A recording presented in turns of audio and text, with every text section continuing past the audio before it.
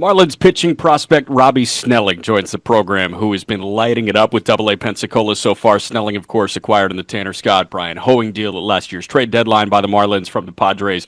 Robbie, want to get into a bunch of stuff, the hot start, the tick up as well. It's been so fun to watch from afar. But how you doing, man? All good? Doing great. Thanks for having me. What's going on right now? I mean, this is great, dude. Based on what we saw in spring training, it was like, okay, a lot of Marlins people are really fired up about who Robby Snelling can be in 2025, and you've carried that into Double A. I mean, just the vague, overarching thing before we get into the nitty gritty. How do you feel like the first 5 turns have gone for you? Pretty consistent. Obviously, yesterday was a little bit of a downer of a start, but you're going to have those, and for that being, I guess, quote unquote, a bad start, like in my book, that's giving up 3 runs, being able to limit damage, and it really just boiled down to I threw too many pitches and I walked guys. I wasn't in the strike zone like I've been the 4 starts before. So just getting back to that, I love sometimes it's good because I love being able to look back, and when you get a start like that, there's a lot that you want to work on the week leading into that next start, and it's a little tough to do when you throw consistently and consistently well. It gets tough to nitpick and be like, all right, what do I need to work on in these starts? Because if you're filling up the zone, you're striking guys out and getting weak contact. It's like, all right, yeah, I want to keep doing this, but I also need to continue working on stuff like where can I get better? Yeah. This start showed me exactly what I need to get better at. So attack, getting in the zone. I was in the zone early. I think every inning besides the first and halfway through the second. First pitch strikes were decent, but it was everything after that. Just being able to trust my stuff and continue to pound the zone and allow my stuff to work. So.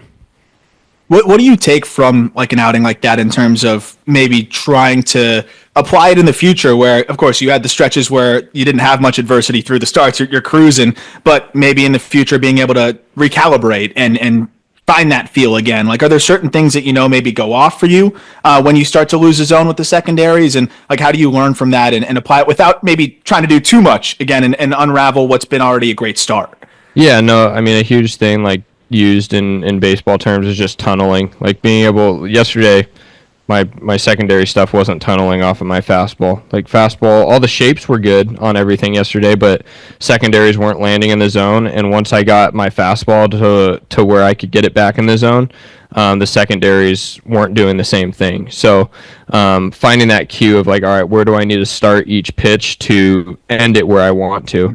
And that stuff you work on in the bullpen leading into your start that week, and catch play, just being able to pound your partner in the chest, and what feels off of the finger, mechanically wise, what's going to put you in the best spot to put everything where you want it. And that's a huge thing that I kind of pride myself on is pitchability and being able to locate things where I want to and at any point and any time that I need to. So I think that's the biggest thing that frustrated me yesterday, because it was like, this isn't the type of pitcher I am. I can't remember the last time I walked 4 guys in a game. So get back to it, and hopefully that doesn't happen again this year. So. And you've got those, bullpen sessions in between starts to, kind of revamp it and tool back up for your next start. And a lot has been made so far about the Marlins kind of making waves in those between start bullpen sessions, and they've been called pitch design sessions. Are you guys doing pitch design sessions in the minor leagues? We are. Yeah, it gets a little tough to do when you're on the road, because we're at the mercy of the opposing team's grounds crew and weather. So it's like, most of the time most bullpens are turfed at opposing parks, and the tarp's on top of the mound, so whether it rains or not, you're going to be able to throw a bullpen.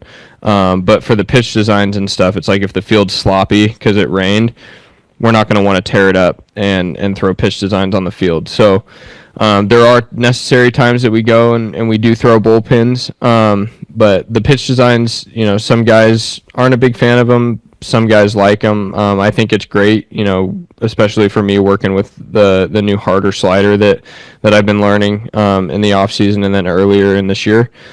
being able to throw that against hitters in between starts and really refine it, get the velo to tick up on it and allow it to keep the same shape, being able to see what hitters takes on it, what their swings look like on it, and then get the feedback from them after the pitch designs, it's been great. So Yeah, no, real quick. I mean, just if we're doing pitch design for dummies, because a lot of people might hear that and say, "What's he talking about?" Like you're going off of the real life mound. So the 4-1-1. It's like a live bullpen, yeah. So you have hitters in the box.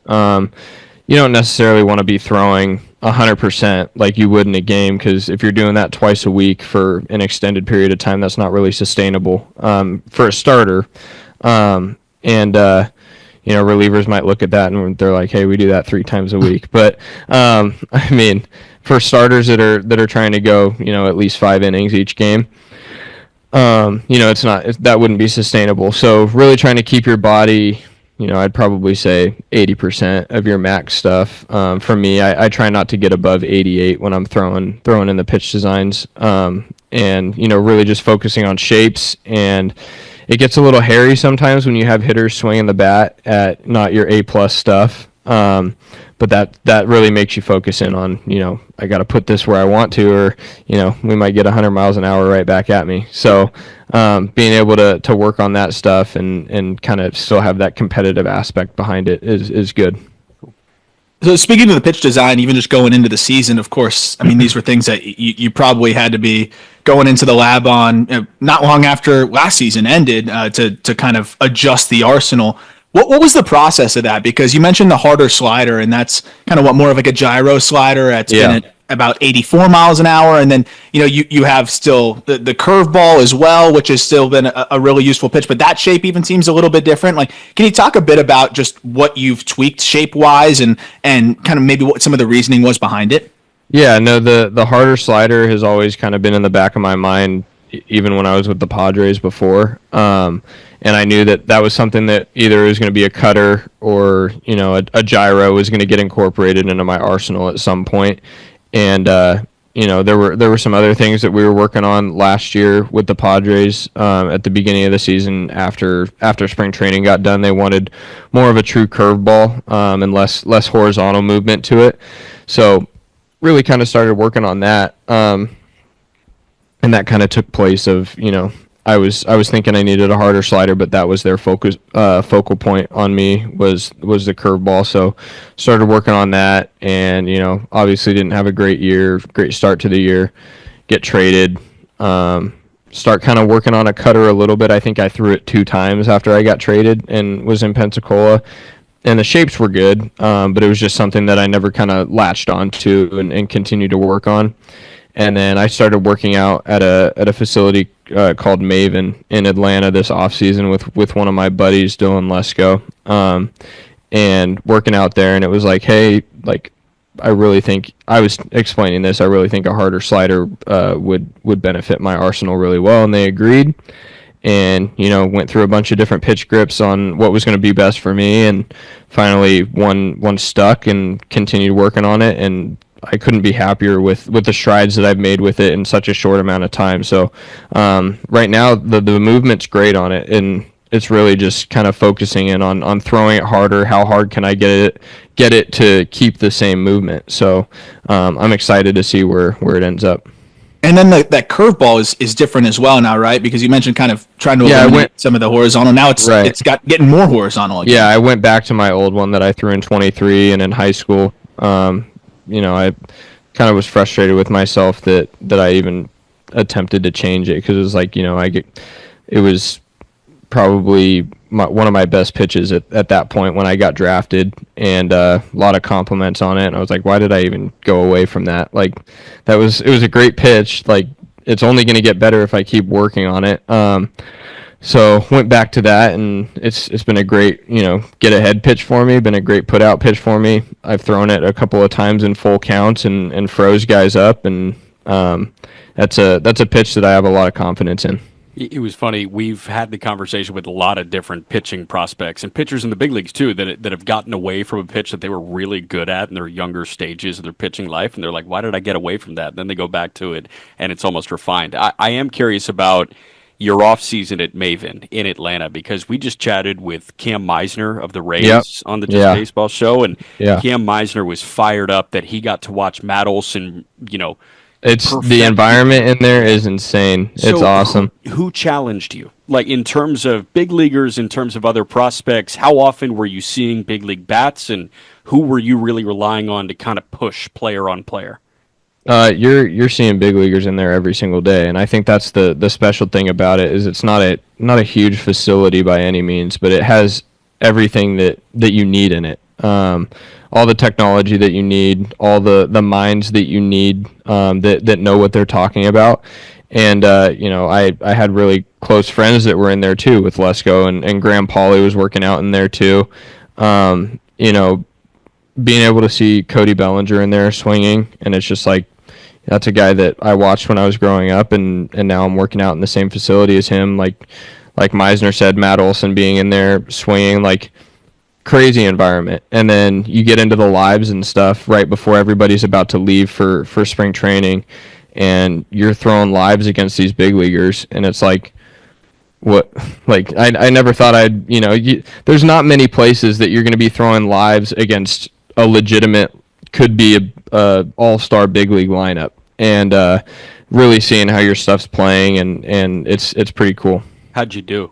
Natural follow-up. My best live of my life was the one I threw right before I left and went to spring, so that was a pretty good note to end on right before kicking off spring. I was going to ask if that gave you a little bit of momentum rolling into it, because as we know, the spring absolutely. training was awesome for you too. So you probably, first couple of times you're throwing in spring, you felt like that was probably carrying over. Yeah, no doubt. It was, I was on cloud nine after that. And so being able to roll into spring and be like, all right, I got my confidence instilled back in me. Kind of lacked that last year, and so being able to get back in the mindset of like, all right, my stuff is back to 2023, Robby. So being able to do that was special. Well, I think you could argue it's even ahead of that now, especially if you just look at the sheer velocity, right? I honestly, I think that mechanics and the velocities is up, honestly, and so being able to sustain that is going to be the biggest thing for me right now. Like, obviously I'm very happy with where the velocity is, but it's not going to really mean anything to me if I can't hold it. And so being able to do everything I can to keep my body ready and consistently throwing that velo for as long as I can throughout the season. So how has that changed, maintaining velocity and like the upkeep of your body, whether it's during the off season or in season, just arm care, body care? How has that changed as you're now in year 3 of Pro Ball? The body care hasn't really changed at all. I think I'm pretty dialed in on what I need to do to make myself feel good and be able to roll into each start with a healthy body. And I think that the real fix and like where the velo is coming from is cleaning up my mechanics, being able to get my hand back inside my elbow and be in really healthy, strong positions. And that's something that Maven taught me too this offseason, being able to look at, the biomechanic lab stuff, being able to break down, what does my body look like getting into specific movements and how do I get out of those movements, what am I deficient in, what can I work on, and really tackling that stuff and focusing in on what I was deficient in, and then honestly being able to hit on what are you really good at too that you could get even better at. And the biggest thing was being able to keep my hand inside my elbow, so a lot more force is coming out of that, and it's also keeping your arm healthier. And building on that too, did that help you with your spin efficiency as well? Because I also look, and you've gained, it's a small sample, but through your first handful of starts, 1.5 inches of vert on top of the uptick in velocity, which is, you pair those two things together, and you're gonna have a lot more confidence, I imagine, in the zone on that fastball. Yeah, absolutely, and it did. It helped the spin efficiency, and like I said, there's a lot more force behind the ball, so if it's staying behind the ball, it's going to ride a lot more true. And then also with the breaking ball stuff, like keeping your hand inside your elbow is helping with the spin on my breaking balls too. And so it's a really good cue to be able to work on in plyos too. It was something that I was never exposed to, of like ISO stuff in plyos, and really breaking down what form you need to have, being able to throw that stuff, and how to load your elbow and your scap up well while throwing plyos. So full crash course on that going over to Maven. So it was pretty cool. I love that. But now you come back equipped, and you're in Double A right now for the Marlins, who have become one of the more forward-thinking pitching organizations in Major League Baseball. I've chatted with the director of pitching, Bill Hazel, who does a great job. Daniel Moskis, the big league pitching coach. Obviously, you guys have some excellent pitching coaches in the minor league ranks as well. How are the Marlins kind of helping you optimize what you're doing right now and just managing the upkeep of those mechanics? Hey, here are the cues that I really worked on this offseason. Can you help me maintain those and tell me when those get out of whack? Is it that kind of conversation? Yeah, no doubt. I mean, they're holding you accountable for sure. And I think spring was a huge, step in all aspects of everything. Everybody was trying to get used to everybody at the same time. A lot of new faces, a lot of new guys, and being up in big league camp and being able to be around Moskos and pick his brain and be able to see, what kind of thinker he was, and be able to sit down and explain to him, hey, this is what I did this offseason. Didn't have a great year last year. I was frustrated, telling him all that stuff, and being able to tell him this is what I went into the offseason, this is what I worked on, and then be able to throw bullpens and games in front of him, and have him tell me to know what I worked on, and have him tell me in the bullpens, hey, you got a little outside your elbow there, focus on that. Hey, how are you holding the ball on this pitch right here?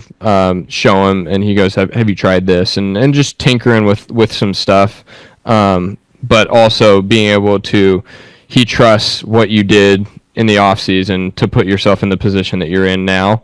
And so I think that's been huge, is just, him being able to listen and have open ears and understand that, all right, this guy has kind of been through it. He's in a good spot right now, so let's see, don't really need to interject anything until we kind of see something falter a little bit. So, Robby, you go on. Oh, sorry, go ahead, Jack. No, I was just curious. You say you were a little frustrated last year. Obviously, the work that you put in this offseason kind of helped the frustration subside, and you are obviously attacking 2025 at this point. Did the frustration start to subside after the trade? Did you feel any sort of kind of mental, emotional alleviation saying, hey, I'm in a new spot, they want me, let's go attack this? I definitely think a change of scenery was good. I don't want to say I got comfortable when I was in San Diego, but a change of scenery is good sometimes. And so being able to kind of have that chip on your shoulder of, all right, this team wants me, but I want to make the team that traded me regret it. Being able to go into it and show, hey, I was on the verge of breaking through all the struggle that I had that year, and I think I really showed that at the end of the season last year. And so being able to come over to Pensacola and continue to work on what I was continuing to work on with the Padres, but also have, a young pitching coach, Eichhoff. He's been great. Yeah. Reminded me a lot of Thomas Eshelman that I had with the Padres, and Ike and Esh know each other. And so they work very similarly. And being able to explain to him everything that I explained to, Moskos and Bill when I got over here, and have him just support me the whole way, it really just sets you up for success. So. It was pretty much adjacent to exactly what I was going to ask, because you set the bar so high for yourself out of the gate where, you pretty much took minor league baseball by storm, where at 19 years old, you're throwing to a 182 over 100 plus innings, and you climb 3 levels. So, naturally there's going to be some bumps in the road, but you climbed so quickly in that first year that, I imagine it had to make 2024 just probably a lot to process in a lot of ways, even without the trade, because of how much momentum you had and kind of hitting a little bit of a snag there. So when that happens, how difficult maybe was it at times to process that and not try to do too much, because you're not even a year removed from dominating as a teenager, but also knowing that you got to fix things, and then you get dropped into a totally new organization. So I'm just curious, the mental side of it for you, were there points where you were maybe questioning what you're doing, and how did you process and manage that? Yeah, there was a lot that was going through my mind during that entire season. It there's a whirlwind of emotions and, different mindsets that I'm going through to try and get myself through everything. And it really just kind of helped me, go back to what was the most important thing to me. And like, that was my faith in God and being able to just understand that, all right, he's put me in a great position and I'm playing a game.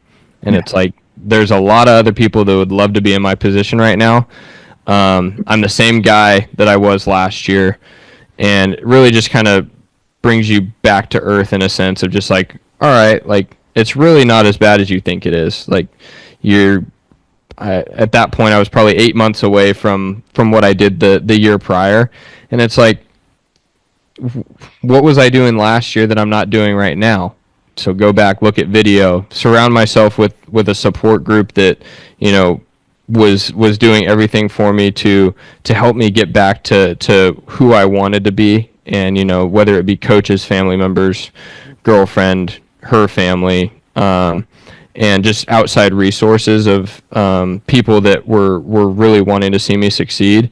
Yeah. And they got me back to who I wanted to be. And that really, I took it into the off season and just ran with it. It's been a really cool development to see a complete 180 from last year into, this year. So that perspective from a 21-year-old is so cool, man. Like, that's so cool. And obviously perspective leads to kind of putting baseball away when you leave the ballpark, I'm sure. What do you like doing away from the ballpark? What are things that help you get your mind off baseball? I do a lot of hunting and fishing in the off season. It was full of it this off season. Got my girlfriend into hunting, so that was pretty cool. Nice. Do you guys put on the whole get up, like the whole like no face paint, but yeah, we're filled out in camo. That's for sure. So hunting, fishing. And then, like, in-season stuff, you obviously can't really do that. But I'll fish in the season sometimes. Find a pond somewhere and see if there's some fish in it. But golfing, I've played golf for a really long time, so it's good to be able to keep that competitive edge and play with guys that are on your team, or meet new people when you go out and you play by yourself. That's super cool. Great way to get your mind off of baseball, but also keep that competitive edge sharp. So for sure. Well, I think another way to also have that competitive edge going on the baseball field is just how much talent there is around you guys. And I imagine you guys kind of push each other, whether it be the arms and I know the bats as well. And even at the big league level, I know guys like they were talking about just catch probability, and they were just kind of trying to outdo each other on the lowest catch probability graph and things like that. But I was also looking at just the position players, and it's been really fun to see just how that has totally shifted right around the time you joined the organization and all the players that the Marlins have acquired. But actually the guy that's been here for a while that I want to ask you about is Joe Mack, and just the leap that he made last year. But it was always, the glove was always something that was ahead, and I think people were really excited about. But now seeing where the bat has come is really exciting as well. Obviously, just speaking to where the glove is at and how he works with you, and just the receiving and the arm that he has, like, what have you seen even maybe in your time? I know it hasn't been that long in the Marlins org where Joe Mack has grown, and what is it like working with him, and what do you think about him? He's special. I think I only got to throw to him one time last year, but threw to him a bunch in spring training, and then threw to him in my first 4 starts of the season, or first 3 starts of the season, and he's special. I mean, there's the glove has gotten even better than what it was last year. Like you said, it's always been there. But I mean, the bat's honestly always been there too. He's just the bat to ball this year got way better, and there's so much power in there that when he does his bat to ball stuff, the ball gets hit really hard. So he's super fun to watch. Maturity out of him has taken a huge stride. He works great with the pitchers, and I think that's something that he really unlocked this year, or this offseason coming into this year, was being able to have that dialogue with the pitchers and understand that these guys work differently. What are some cues? What are cues for different guys? And him being able to memorize those, and pitchers not having to tell him, like, for me, my miss is arm side. So if I'm missing arm side, he understands he needs to shade to the plate on my glove side to force me to get there.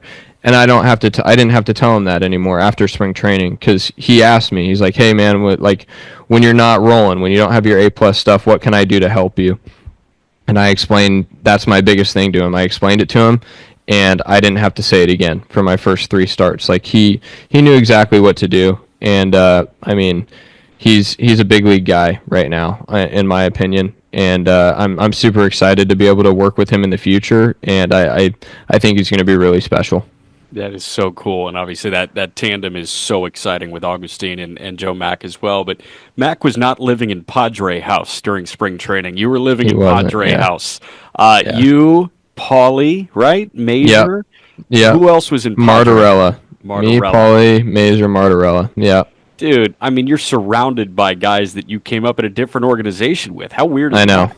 It's crazy. It's crazy. And I think that's, we were already a tight group as it was. I mean, you can include Marcy into that too, like really, really tight group of guys. And, being able to be in the same organization in a different organization, that's huge. And it just, makes us even closer, because everybody went through the same mental battles after getting traded. It's tough to never feel, like the team that traded you didn't want you anymore. It's tough to, put that stuff aside, and us having each other to be able to kind of fight through that stuff has been really important. So it's been fun to be able to see how everybody has developed over here as well. It's probably a little bit easier to digest when it's an organization that has been very comfortable just paying whatever price they got to pay to add some big leaguers. But building off of that, like, I'm sure there was, especially as the deadline was getting closer, just knowing how aggressive the Padres front office always is. Was there a little bit of just like maybe a lack of comfort across maybe some of the organization? Just guys just wondering, like, am I going to be the next guy to go? Like, are you guys on hug watch at that point? Yeah, I mean, there's always, that's just the history of the Padres. You're told that as soon as you get drafted, is just don't get comfortable here. Like, a lot of guys don't really stay here. And so, you'll be lucky if you get a while in that organization if you're playing well. And so it's a super special organization to be a part of. Like, I have nothing but love for all the higher ups that we had there. They treated us great, and they showed it. And anything you needed, they invested the money into it if they thought it was going to help you get better. And it's frustrating that you get traded because it's such a great place to be. But the way I looked at it is like it's their job at the same time, and you got to understand that they're trying to win, and I wasn't having a great year. And so it is what it is, and I love them, but I do want to make them regret trading me, and so just keep that in the back of my mind to be able to go out every start and be consistent, and be the pitcher that I know I can be. You're well on your way, man, and I know Marlins fans are loving you. Robby Snelling, 2 rapid fire ones that are the final 2 from me. All right. I spent a year with my guy John Nolan as an announcer for the Fort Wayne Tin Caps. Yeah, he's the man. He's the man. What's your favorite thing to do in Fort Wayne, Indiana? So there's 2 golf courses there, Cherry Hill and Autumn Ridge, and I was there at the same time of Berger and Major, and we lived together. And post start, and then Monday morning, we would go play some golf at those 2 golf courses. Great spots. That's awesome. And then we're chatting with a former 4-star linebacker. Do you miss hitting people? I do. Yeah. That adrenaline rush and the physicality, I do definitely miss that. So. Gotcha. Do you think like a pinch running aspect of your game could be in the bag? If you need to take a guy out at second base, you can pinch run me. But I'll tell you, the quick twitch isn't there as much as it is with the other guys on the team. I shouldn't say quick twitch. The I guess longevity of the speed isn't there as much as everybody else on the team. So, but I can get in there if you need to take somebody out at second base. But if you got to shoot an A gap, you shoot an A gap. I'm sure. Absolutely. Here we go. That was the last question I was going to have. Is if you were to play college football, where would you have gone? I know you had plenty of offers. Yeah, so Texas was my dream school, but then committed to LSU because I thought it was going to be a good good mix. I was getting recruited by Brian Kelly when he was at Notre Dame, and then Jay Johnson and I had a really good relationship when he was at Arizona. So those two being able to go over there, I thought it was going to be match made in heaven because I loved Louisiana too. And so you were prepared to play both. I never really got into conversations with Kelly once he got over there because then the draft started. But I would have loved to at least try it. I mean, it would have been tough, definitely, with the two positions that I would be trying to make work. But yeah, one can dream. So I was thinking there's a kid at Oregon now, Bryce Betcher, who is playing linebacker and then also I think like an outfielder. He's an outfielder. Yeah. Yeah, Astros took him, and then Brock Jones obviously was safety and hitter, but pitcher, linebacker. Pitcher's tough. Yeah, pitcher is very tough. I get a lot of those questions of like, how would you have done it? What would you have done? I was like, it would have been a 1-year thing probably, or I'd be picking one. So I think I made the right decision. Yeah, love it. And you were shoving, man. Robby Snelling, appreciate you taking the time. Thank you guys. I appreciate you.